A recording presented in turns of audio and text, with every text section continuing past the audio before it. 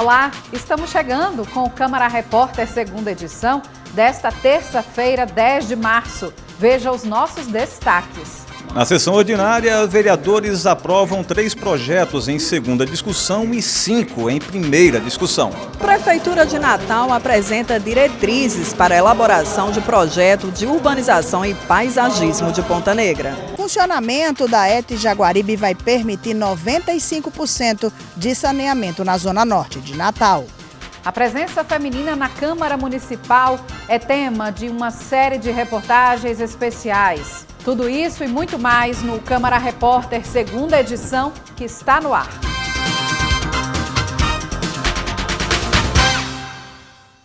A gente começa com os destaques da Câmara Municipal de Natal nesta terça-feira. A ampliação de vagas em escolas de tempo integral foi um dos projetos de lei aprovados durante a sessão ordinária realizada nesta manhã. Entre os projetos aprovados em segunda discussão na sessão ordinária desta terça-feira, uma matéria que institui o programa Educação Mais Trabalho no município de Natal.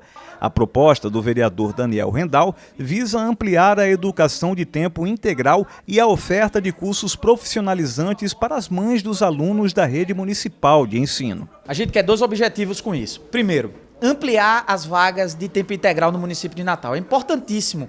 Resolvendo essa ampliação das vagas de tempo integral, a gente resolve o segundo problema, que é o segundo foco desse projeto, que é ampliar as oportunidades para as mãezinhas dessas crianças que muitas não conseguem trabalhar porque não conseguem deixar seus filhos, não tem com quem deixar. Então, que essas vagas sejam prioritárias para essas mãezinhas, né? Que as mãezinhas que precisam das oportunidades tenham acesso com privilégios a essas vagas de tempo integral e, ao mesmo tempo, que o mercado se abra para elas, porque elas também precisam de oportunidades de trabalho. Também, em segunda discussão, foi aprovado o projeto que institui a campanha São João com Animação é São João com Precaução, de autoria do vereador Pedro Henrique.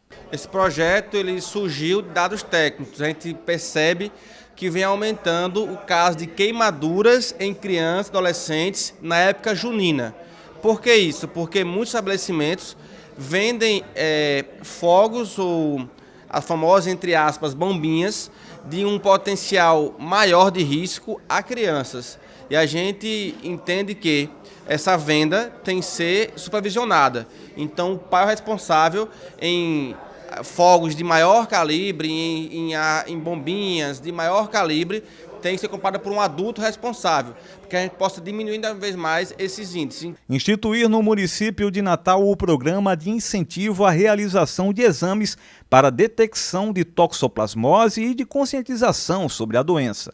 O projeto do vereador João Batista também foi aprovado em segunda discussão. Primeiramente, eu quero agradecer aos colegas vereadores, né, ter aprovado esse nosso projeto de lei na manhã de hoje, né, um projeto que busca a detecção, né, através de exame da toxoplasmose, né, um projeto de lei que busca incentivar, né, as pessoas à detecção dessa doença, né, e também um trabalho de conscientização dos munícipes da nossa cidade. Então a gente só tem a agradecer quando a gente fala de projetos voltados à saúde, é sempre motivo para a gente comemorar, porque a gente sabe que de uma certa forma nós estamos contribuindo com a saúde pública dos nossos munícipes. Ainda na sessão em discussão única foi aprovado o projeto de lei de autoria do vereador subtenente Eliabe que institui na Câmara Municipal de Natal a entrega da comenda Mérito Tiro Desportivo. O objetivo do projeto, que é um projeto de resolução, é justamente homenagear e reconhecer a importância que tem os clubes de tiros na cidade do Natal, os CACs, que são os colecionadores, atiradores desportivos e caçadores. Muito importante, nós temos aqui na cidade do Natal mais de 10 clubes de tiro, são verdadeiras escolas de cidadania.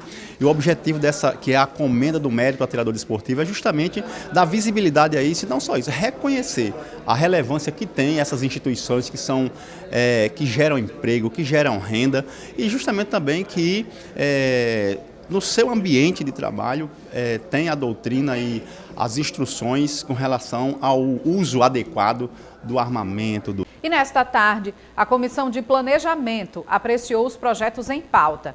entre eles o que isenta o IPTU de imóveis localizados em vias sem serviços essenciais básicos. Na reunião da Comissão de Planejamento, 8 projetos foram aprovados e um foi recusado por já existir outro igual do Executivo implantado na cidade. Entre os projetos aprovados está o de Tabata Pimenta, que isenta o IPTU dos imóveis localizados em vias sem serviços urbanos essenciais.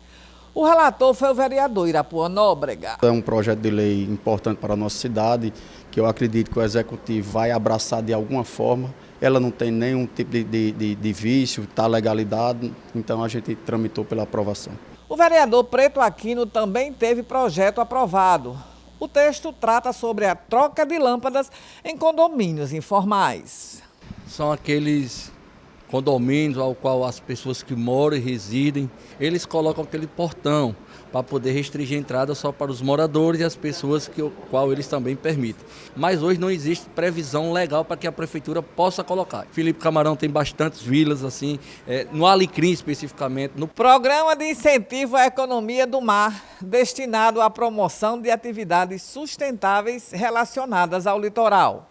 Esse é o teor do projeto aprovado de Chagas Catarino, relatado por Eribaldo Medeiros. Que é a política de incentivo aos profissionais, os marisqueiros, os pescadores que exploram o mar, que exploram os nossos balanciais, como o rio Potengi, para ensinar eles a forma de pescar, de manusear esses alimentos, eles que trazem o sustento de casa, eles que fomentam o comércio. Então, nada mais justo do que orientar, ensinar a esses profissionais exatamente o manuseio desses mariscos, que é explorado no nosso rio, nosso mar.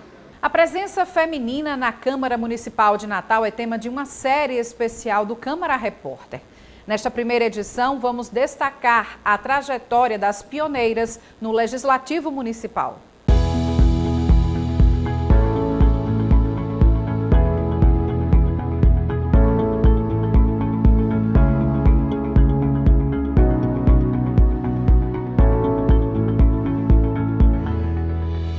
Mais de 400 anos de história, a Câmara Municipal de Natal é um dos espaços políticos mais antigos do país.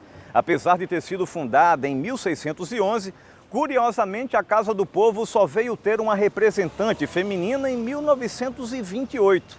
Júlia Alves Barbosa Cavalcante foi a primeira vereadora do Legislativo natalense. Durante a presidência do então vereador Edivan Martins, 2011-2012, que ele teve a feliz ideia de me fazer o convite para resgatar a memória da casa, que em 2011 estaria fazendo 400 anos.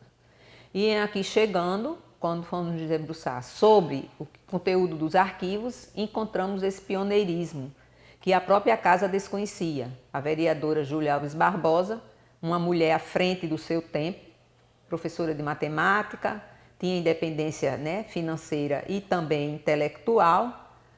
Ela era filiada ao Partido Progressistas e nesse partido ela articulava com outras mulheres a conquista e a possibilidade de acessarem esse espaço, que é o espaço de poder e decisão que a política dá a todos que alcançam.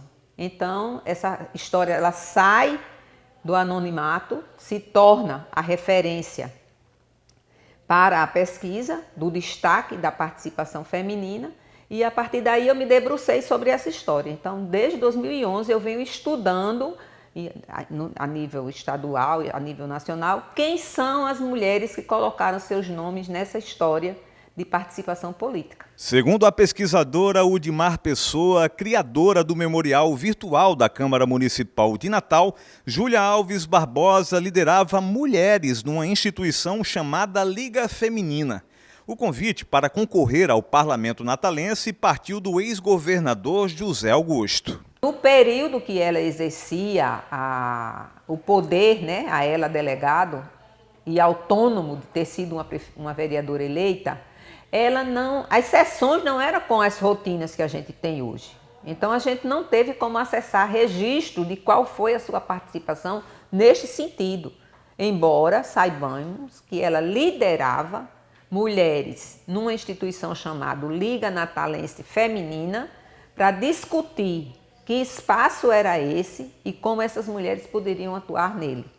Então a gente acredita que ela era uma articuladora política, né, das conquistas que hoje nós temos. E uma curiosidade que é importante que se diga, neste período que ela se elege, a gente sabe que os vereadores não eram remunerados. Não havia uma remuneração para que eles exercessem a profissão. Consequentemente, ela foi uma pessoa que foi convidada pelo ex-governador José Augusto, que José Augusto antecede Joanela Martins, para que ela fosse candidata, já que ele via nela uma mulher com um potencial importante para a cidade. Nesse período posterior a 28, né, Getúlio Vargas deu um golpe e cancelou toda a atividade do Legislativo no Brasil. No caso, ela não conseguiu exercer um mandato completo. A segunda mulher a ingressar na Câmara Municipal de Natal foi Eugênia Antunes Marques Machado. O mandato dela ocorreu na segunda legislatura, de 1951 até 1954. A vereadora Eugênia, eu não tive contato físico com ela, mas pude, né, através de um telefonema, conversar com ela para ela me contar, né, se ela gostaria de fazer parte desse acervo. Isso foi em 2017. Era moradora do bairro do Alecrim, era médica e como médica atuava, né, na atenção básica, digamos assim, na área da medicina. E ela me disse que no período dela havia uma prática que também não é a de hoje. A Câmara só se reunia quando tinha assunto para discutir. Não era com a rotina que nós temos hoje. A Câmara atuava mediante a necessidade dos assuntos que chegavam para serem discutidos. E na época dela o que mais se discutia era a questão da iluminação e os casais que namoravam nas praças. Isso incomodava a sociedade. Uma mulher que nasceu sem um braço e duas pernas. Essa era Maria Queiroz Bahia, a terceira mulher a ingressar na Câmara Municipal de Natal. Ela foi eleita para a 9ª legislatura, entre 1977 e 1981. A biografia de Maria Bahia, primeira mulher deficiente a ocupar uma cadeira na Câmara Municipal de Natal, foi escrita em 2019 pela sobrinha Lúcia Eneida.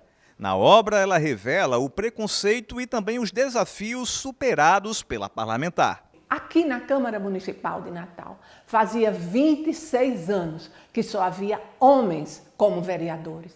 E essa mulher destemida, e a procura, lutando contra o preconceito sobre a mulher, ela disse, eu vou. E veio. E aqui chegando, ela entrou em 1977 e ficou até 1981. Eu estou lembrando agora de um discurso, ela começou um discurso certa vez dizendo assim, toda vez que a nossa pátria periclita, um vulto feminino avulta, exaltando as mulheres. E daí ela faz um leque de mulheres, ela cita as mulheres daqui do Rio Grande do Norte que foram pioneiras. E ela foi uma das pioneiras, pois foi a primeira parlamentar do Brasil com deficiência. Mas ela subia as escadarias aqui da Câmara Municipal cantando feliz da vida. Eu nunca vi tia Bahia, porque ela era minha tia, irmã da minha mãe, eu nunca vi chorando, nunca. Eu sempre a vi feliz. Os projetos eram todos voltados para pessoas com deficiência e para as mulheres. Ela foi uma batalhadora e para os menos favorecidos. Ela foi uma batalhadora, foi ícone na inclusão. Ela entrou em 77 e quando ela estava no auge do mandato, em 1981, ela veio a falecer do coração. E com certeza, ela continuaria como vereadora. Uma nova eleição, ela ganharia com certeza. Ela estava com 53 anos. O protagonismo feminino teve sequência com Alta Vieira da Silva. Ela foi eleita para a 10ª legislatura, com mandato de 1983 a 1988.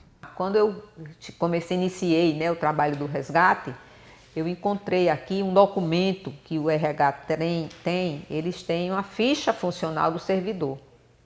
E lá tem detalhes sobre nome de pai, nome da mãe, o partido político, onde ela nasceu, a área de atuação dela. Alta Vieira da Silva era jornalista. E aqui existe um fato curioso, que na época que ela estava exercendo o papel dela, já era nesta casa, e ela se deslocando de um gabinete para outro, aquela mangueira que tem ali na entrada do anexo, caiu uma manga na cabeça dela. E ela automaticamente achou que a mangueira precisava sair, porque estava, né, machucando as pessoas. Mas se passaram alguns anos para que a Câmara conseguisse realmente remover. Graças a Deus a mangueira foi reposta. Já tem outra mangueira no lugar. Um grande marco para o protagonismo feminino na política natalense ocorreu na 11ª legislatura, entre 1989 até 1993.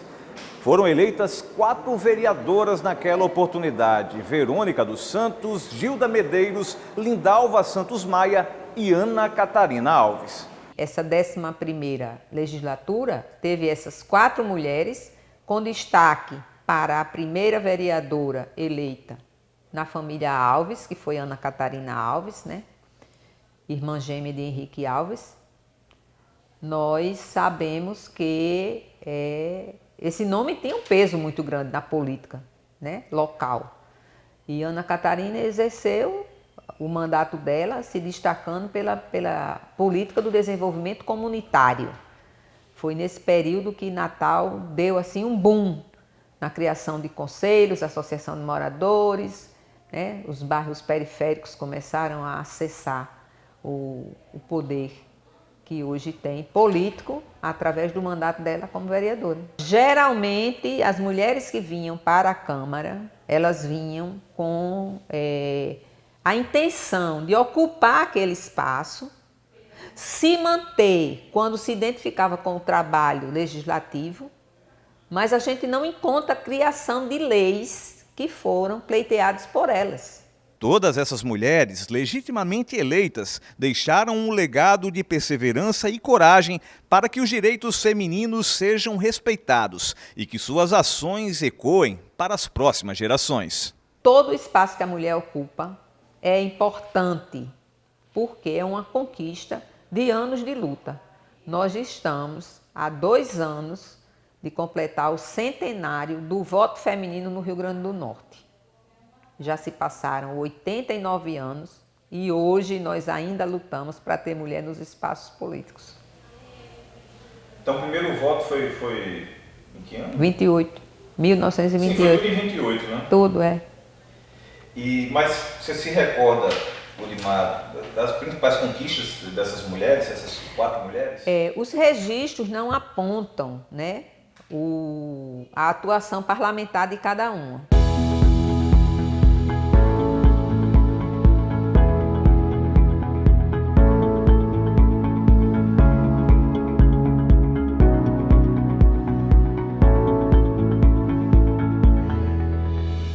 E veja a seguir, Prefeitura de Natal realiza a 3ª audiência pública para debater o projeto da nova Ponta Negra. E ainda, estação de tratamento de esgotos Jaguaribe vai tornar a Zona Norte de Natal 95% saneada. Os detalhes nós mostramos logo depois do intervalo. Essa é a Melinda, 5 aninhos, estuda, adora se arrumar, cuidar dos animais e sonha em ser bailarina. Mas há algum tempo, ela foi diagnosticada com câncer dos tecidos moles. Os principais sinais: caroço em qualquer parte do corpo, secreção purulenta no ouvido e olho saltado. Procure um médico e não esquece da Melinda, porque o diagnóstico precoce faz histórias. Casa Durval Paiva, 30 anos.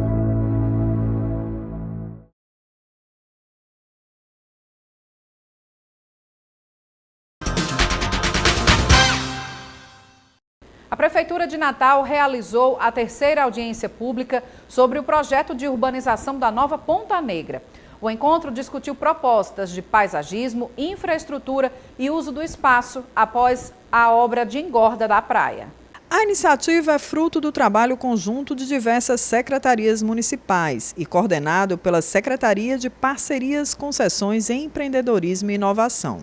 A terceira audiência, que integra o trabalho de consulta pública ouvindo a população local, foi realizada na sede da Associação dos Moradores dos Parques Residenciais Ponta Negra e Alagamar. Na ocasião, foram apresentadas as diretrizes para a elaboração do projeto de urbanização e paisagismo de Ponta Negra, levando em conta as diversas sugestões apresentadas pela comunidade por meio de oficinas e nas duas audiências anteriores. A gente vem trabalhando desde junho do ano passado, levantando informações sobre Ponta Negra, elaborando diagnósticos, aprovamos um regimento interno do grupo para ordenar esses trabalhos, que iniciou uma fase importante, que é a fase pública de audiências e consultas à sociedade. Fizemos uma primeira audiência pública ainda no final de outubro do ano passado para apresentar ao grupo de trabalho as premissas que a Prefeitura já estabeleceu para esse futuro projeto de Ponta Negra e chamar a cidade para participar. E aí já começamos a receber muitas contribuições. Fizemos ainda uma segunda audiência pública e 2 oficinas de programação com o IAB, com comunidades de Ponta Negra. Isso resultou no acervo de quase 200 contribuições da cidade como um todo, que analisamos todas, uma a uma. A equipe técnica do GT e, sobretudo, da CEMUB, analisou todas as contribuições. Todo cidadão que teve o desejo, o interesse, a disposição, tirou um pouquinho do seu tempo para vir dar uma sugestão para a Ponta Negra, mesmo que ela não tenha pertinência com o concurso, a gente teve cuidado de analisar todas e vamos publicizar esse material no site do Projeto Orla, na aba do GT Nova Ponta Negra. O presidente da Associação dos Parques Residenciais Ponta Negra e Alagamar, Kinji Tanaka, destacou a importância da transparência do processo e do diálogo com a população. Para ele, a expectativa em relação ao projeto é positiva, tanto para moradores quanto para os comerciantes locais. Uma coisa que eu conversei bastante com o secretário, com o Arthur, foi para olhar para o nosso comerciante, para dar melhorias, para dar mais condições e para nossos moradores uma acessibilidade melhor, uma orla melhor, né? Hoje já vejo uma coisa mais organizada, né, do que era, mas ainda tem muito para melhorar. O secretário Arthur Dutra destacou ainda que o projeto será definido por meio de um concurso nacional de arquitetura e que após a publicação do edital, o certame deverá ser concluído em até 90 dias. A gente agora vai trabalhar o edital do concurso, né? Uma vez publicado o edital do concurso, ele se desenvolve num prazo de 90 dias da publicação do edital até o resultado final do concurso. E aí, quando a gente conhecer o vencedor, é que a gente vai poder desenvolver o projeto executivo mais detalhado, eventualmente pedir algum ajuste e aí fazer a licitação da obra. Então a gente tem um horizonte de tempo para concluir tudo isso até o final desse ano. Essa é a determinação do prefeito Paulinho Freire, que tem esse projeto como prioritário para Ponta Negra, a requalificação urbanística e paisagística de Ponta Negra. A gente vem trabalhando firmemente, mas garantindo que haja transparência, participação social, qualidade técnica, para a gente ter um projeto que atenda o máximo possível o anseio e o desejo da cidade para essa nova Ponta Negra. Presente na reunião, a vereadora Brisa Braque destacou a importância do diálogo da gestão municipal com a população antes da elaboração do projeto e também da incorporação de sugestões da comunidade de Ponta Negra. Ela destacou ainda os principais aspectos que deverão ser incorporados na requalificação da orla. Os problemas de drenagem, problemas de acessibilidade, de falta de banheiro, da calçada que não é nivelada, do deck que não tem manutenção, todos esses problemas que quem vive Ponta Negra consegue apontar, estão sendo apresentados aqui e devem fazer parte do projeto que vai ser agora colocado para abrir o concurso para as empresas que vão concorrer para fazer esse projeto de urbanização. Então, as empresas que vão concorrer, elas vão ter que atender a esses critérios e os projetos que vão ser feitos precisam atender a tudo isso que foi levantado. Também presente na audiência, o vereador Irapuã Nóbrega parabenizou a gestão municipal pela iniciativa. É um projeto do prefeito Paulinho Freire, juntamente com uma integração entre as secretarias e a população também, porque no final de tudo, quem vai usufruir de tudo isso é a população de Natal e o nosso turista que vai frequentar a nossa cidade, vai visitar muito mais e vai levar uma boa referência para os outros estados, para a sua cidade. Então, parabenizar o prefeito Paulinho Freire e a gestão. A Zona Norte de Natal vai passar a tratar 95% do esgoto coletado. O avanço no saneamento básico se deve à inauguração da estação de tratamento de esgotos Jaguaribe, que já opera em fase de testes. Projetada para receber os efluentes de toda a Zona Norte de Natal, a estação de tratamento de esgotos Jaguaribe já está em funcionamento. Desde fevereiro, cumpre fase de testes operacionais para regular o sistema. A ET do Jaguaribe, ela tem um nível de tratamento terciário, o que temos de mais avançado, não só no Brasil, como também internacionalmente. Desde fevereiro, recebemos do IDEMA a autorização de testes operacionais e ela está em funcionamento para fazer a regulagem do sistema, a maturação das bactérias. Até julho, ela está em fase de testes operacionais. Os investimentos na ET Jaguaribe foram da ordem de 280 milhões de reais. As obras integram o Plano Estadual de Adequação ao Marco Legal do Saneamento, que prevê 90% das cidades com coleta e tratamento de esgoto até 2038. A estação, oficialmente denominada ET Professor Cícero Onofre de Andrade Neto, conta com 5 módulos e está numa área de 7 hectares na Redinha.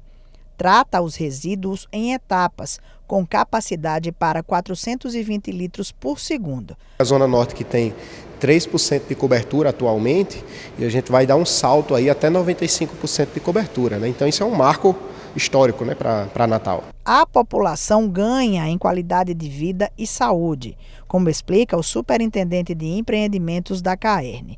Com a ET Jaguaribe, Natal terá mais 34% de esgoto saneado, chegando a 75% no total. Significa você ter mais saúde, mais qualidade de vida, esgoto a céu aberto vai reduzir bastante, o pessoal vai começar a efetivar as suas ligações e isso vai reduzir bastante, vai trazer maior conforto também para a população. E a gente reforça aqui para os moradores da Zona Norte que a ligação ao sistema só pode ocorrer quando a CAERN autorizar. No momento oportuno, a companhia vai comunicar oficialmente à população. Diversos bairros de Natal ficaram sem abastecimento de água nesta terça-feira. A repórter Edesiane Moreno traz mais informações atualizadas sobre essa situação. A Companhia de Águas e Esgotos do Rio Grande do Norte, CAERN, informa que foi concluído o reparo na rede de abastecimento na Avenida Antônio Basílio, próximo a Xavier da Silveira, que provocou a suspensão do fornecimento de água em diversos bairros de Natal. Segundo a CAERN, agora é aguardar a fase de normalização do abastecimento, que pode levar até 48 horas. A Prefeitura de Natal vai promover um encontro com representantes da sociedade civil e conselhos municipais para discutir a revisão da política municipal de saneamento básico da capital. A iniciativa busca ouvir a população e reunir sugestões para atualizar as diretrizes do setor. O encontro acontece no dia 18 de março, de 1 da tarde até às 6 da noite, no auditório do CREA do Rio Grande do Norte. Durante a reunião, os representantes da sociedade civil, técnicos e conselheiros municipais poderão apresentar sugestões e também propostas para a atualização da política de saneamento daqui da capital potiguar. As contribuições devem ajudar a definir as prioridades de investimento e as estratégias para ampliar os serviços de água e esgotamento sanitário de Natal. As inscrições para participar do debate são gratuitas e devem ser realizadas no site natal.rn.gov.br. E veja a seguir, Procon vai reforçar a fiscalização aos postos de combustíveis após o reajuste de preços. Nós voltamos em instantes. Essa é a Melinda. 5 aninhos, estuda, adora se arrumar, cuidar dos animais e sonha em ser bailarina. Mas há algum tempo, ela foi diagnosticada com câncer dos tecidos moles. Os principais sinais: caroço em qualquer parte do corpo, secreção purulenta no ouvido e olho saltado. Procure um médico e não esquece da Melinda, porque o diagnóstico precoce faz histórias. Casa Durval Paiva, 30 anos.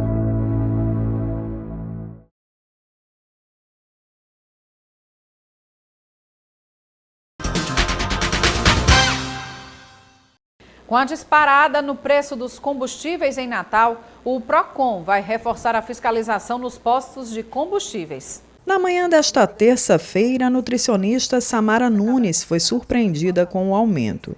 Ao encher o tanque no posto onde sempre abastece no Tirol, o valor ficou R$ 60 mais caro do que na semana passada. Realmente eu estava aqui em estado de choque, porque eu pago pelo Shellbox e normalmente dava 240, né, o tanque cheio, e quando fechou mais de R$300.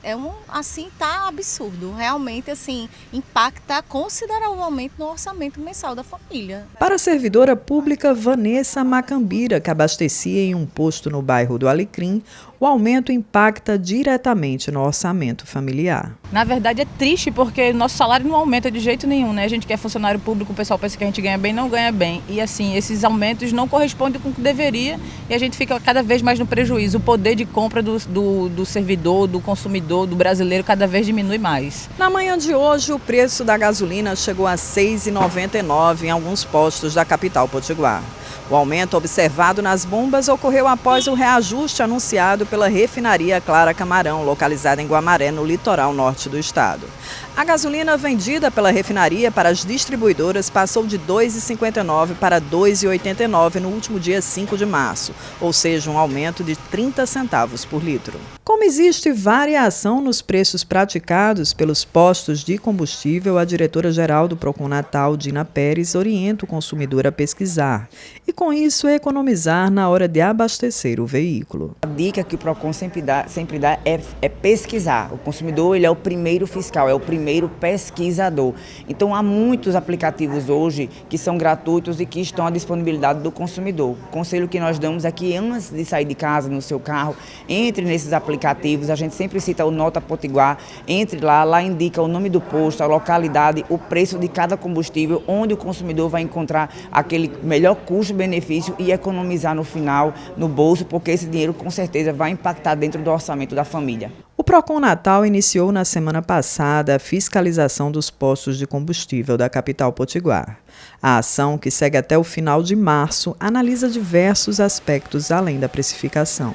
Então, fora isso, fora essa questão do aumento do combustível, nós também estamos analisando a questão da volumetria, a questão da qualidade do combustível, aquele percentual de etanol na gasolina que pode ser até 30% estabelecido por lei, a questão da precificação, se nos postos, aquele quadradinho que fica logo exposto à rua está dentro da legalidade, a questão da validade dos produtos que são expostos à venda, como lubrificante e óleos, muitos daqueles produtos estão fora da validade e isso pode prejudicar o veículo do consumidor. Então, são muitos aspectos que a gente analisa dentro de uma fiscalização. Então, o que é que está acontecendo? Essa fiscalização ela vai acontecer até o final do mês, mas todos os postos que até agora nós estamos visitando e realizando o auto de constatação estão todos dentro da normalidade. Tirando a questão do aumento do combustível, que essa análise ela será realizada dentro do órgão municipal, logo após o recebimento de todo o faturamento de cada posto da nossa cidade. E como a gente já tratou desse assunto aqui na semana passada, a gente só lembra que essa disparada do preço se deve a essa guerra que acontece no Oriente Médio, especificamente no Irã, e que tem aumentado significativamente o preço do barril do petróleo no mercado internacional, afetando, portanto, a compra do produto para a refinaria Clara Camarão aqui no Rio Grande do Norte. A Procuradoria-Geral do Estado publicou um edital de um novo concurso público com 22 vagas para analista jurídico. As oportunidades são destinadas aos profissionais formados em Direito e o salário inicial é previsto de quase R$ 9.000. O concurso foi divulgado no Diário Oficial do Estado do Rio Grande do Norte e prevê 22 vagas para contratação imediata, todas destinadas a profissionais com ensino superior em Direito, em instituição reconhecida pelo Ministério da Educação. O salário inicial para o cargo de analista jurídico é de R$ 8.977,79. As inscrições começam às 10 da manhã desta quinta-feira, dia 12, e seguem até às 6 da tarde do dia 13 de março de 2026.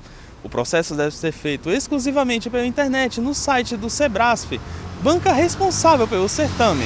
A taxa de inscrição é de R$ 120.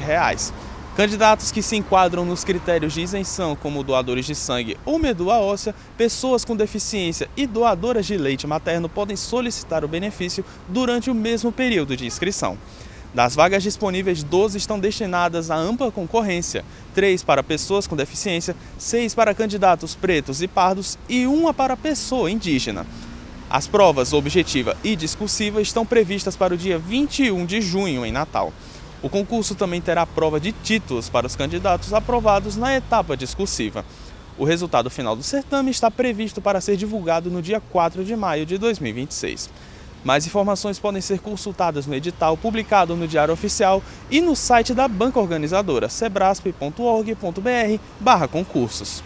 E agora a oportunidade é na educação.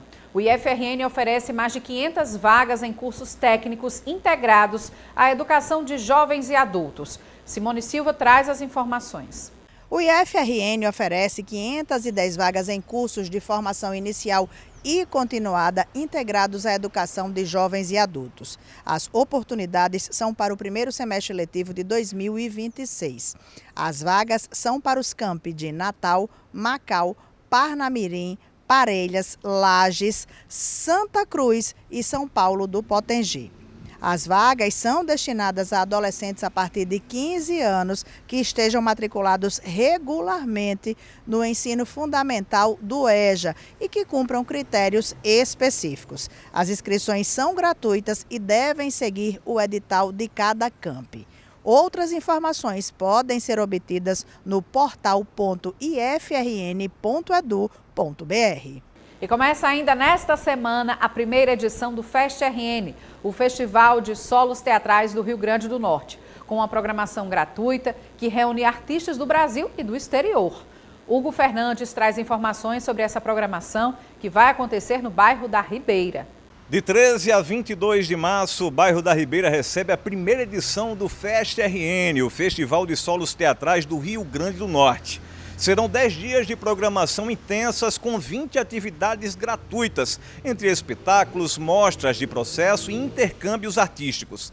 As apresentações acontecem em espaços culturais importantes aqui da cidade, como o Teatro Alberto Maranhão, a Casa da Ribeira, o Espaço A3 e também o Clube Frisson. O festival também reúne artistas de 3 países e representantes de 4 estados brasileiros, além dos grupos potiguares. Todas as atividades são gratuitas e os ingressos serão distribuídos 1 hora antes de cada apresentação. E esta edição do Câmara Repórter fica por aqui. Agradeço a sua audiência mais uma vez, informando que a gente volta a se encontrar nesta quarta-feira com notícias atualizadas da Câmara Municipal e também da nossa cidade. Tchau!